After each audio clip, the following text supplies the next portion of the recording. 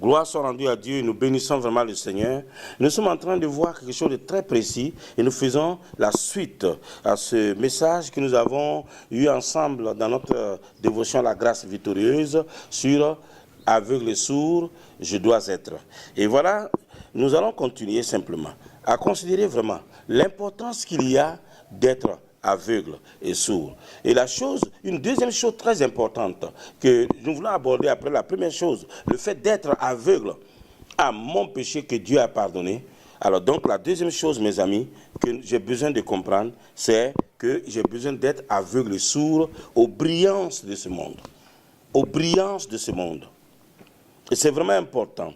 Dans Matthieu 4, verset 8, il dit, le diable le transporta encore sur une montagne très élevée, lui montra tous les royaumes du monde et leur gloire. Et dans 1 Jean 2, verset 16, car tout ce qui est dans le monde, la convoitise de la chair, la convoitise des yeux et l'orgueil de la vie, ne vient point du Père, mais vient du monde.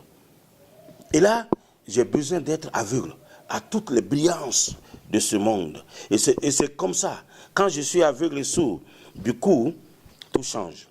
L'ennemi ne peut pas me séduire. On voit dans 2 Timothée 4, 10, il dit car Démas m'a abandonné par amour pour le siècle présent. Et il est parti pour Thessalonique. Crescence est allé en Galatie et Tite en Damasie. Mes amis, et dans 2 Pierre 2, 15, il dit, après avoir quitté le droit chemin, ils se sont égarés en suivant la voie de Balaam, fils de Bossor, qui aima le salaire de l'iniquité. On a besoin de comprendre que vraiment, mes amis, notre vie là est au-delà de ces choses-là. Vous savez, la voie de Balaam est une voie d'égarement. La voie de Balaam est une voie de désobéissance. C'est une voie d'idolâtrie, donc d'ignorance par rapport à son héritage.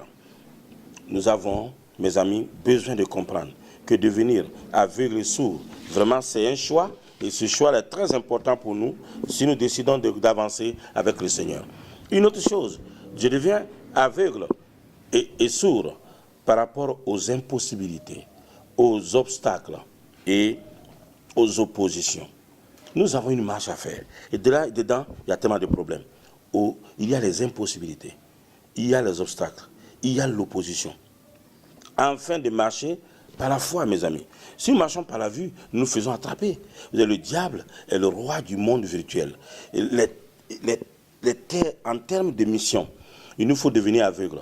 Il nous faut devenir sourd pour gagner le monde perdu. Et sinon, on ne peut pas aller loin, mes amis. Si on n'est pas aveugle et sourd à ces trois choses-là, nous le serons alors aux choses importantes. Comme suite. Le chose important, c'est quoi? La souffrance des autres. Quand on devient aveugle à la souffrance des autres, ce n'est pas une bonne chose. Quand on devient aveugle au péché, tu se couches à notre porte, alors là, ce n'est pas bon.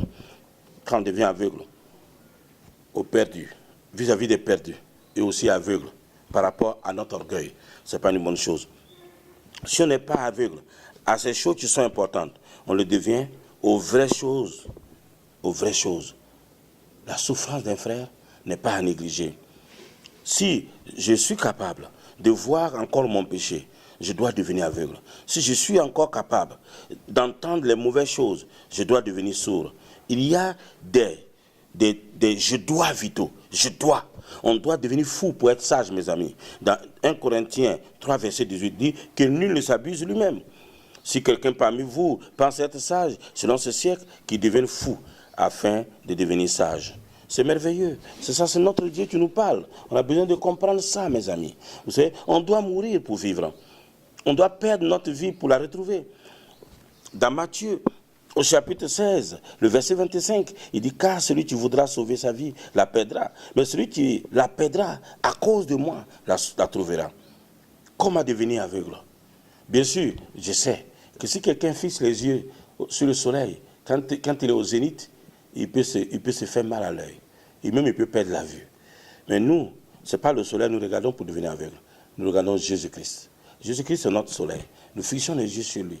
Et plus jamais, on ne peut voir les brillances de ce monde. On ne peut voir notre péché passé qui a été pardonné. On ne peut voir les impossibilités. C'est fini. On ne voit plus les impossibilités. Et nous regardons à Dieu. Nous faisons confiance à Dieu. Nous attendons à Dieu. Et c'est glorieux. C'est pour cela, mes amis, c'est bien de nous arrêter et de comprendre que devenir aveugle, c'est un choix. Il est bon d'être aveugle par l'amour de Dieu, de ne plus être capable de voir le mal chez les autres. Il y a des gens, ils ne voient que le mal chez les autres. Le mal chez les autres. Ils ne peuvent plus honorer quelqu'un parce qu'ils ont vu le mal à droite, à gauche, devant, derrière. Nous sommes aveugles pour la gloire de Dieu. Nous sommes sourds pour la gloire de Dieu. Nous refusons de voir certaines choses pour la gloire de Dieu. Que Dieu vous bénisse.